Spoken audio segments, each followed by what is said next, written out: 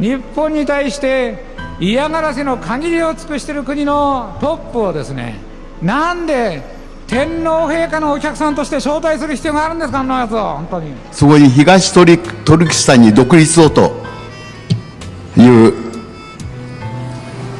素晴らしいですね。これは中国側が侵略をして新疆ウイグル自治区と呼んでいるところですが、東トルキスタン、チベット、南モンゴル、満州、満州国の亡命政権がアメリカにあります。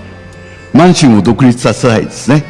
から香港も独立をさせたい、と思います。一つ中国を民主国家とするためには、まず侵略を働いて占領しているところを独立させなければなりません。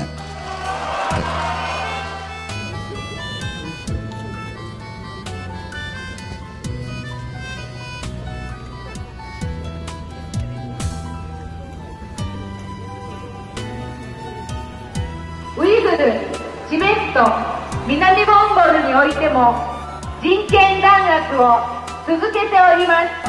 国民総制反対、国民総決起大会デモ行進です。習近平の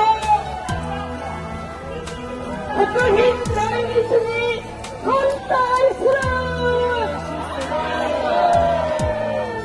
習近平の国賓来日を許さない。安倍総理に擁する。習近平国賓来日、延期ではなく中止にしろ。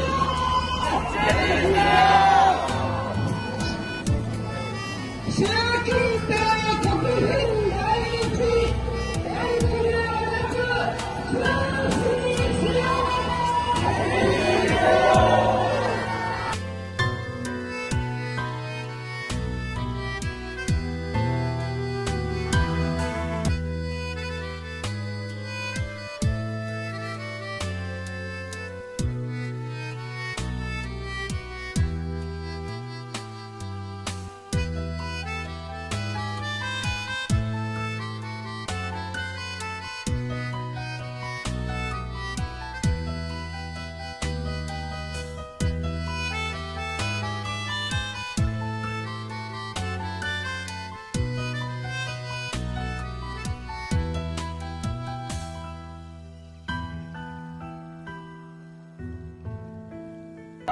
国賓総制反対、国民総決起大会デモ行進です。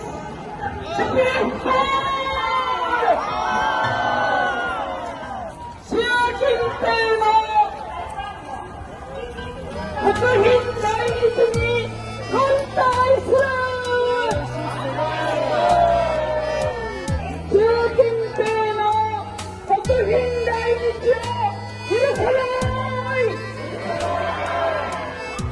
安倍総理に擁する。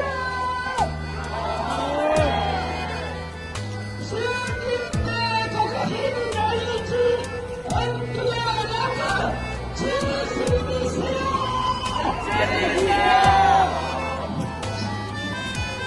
習近平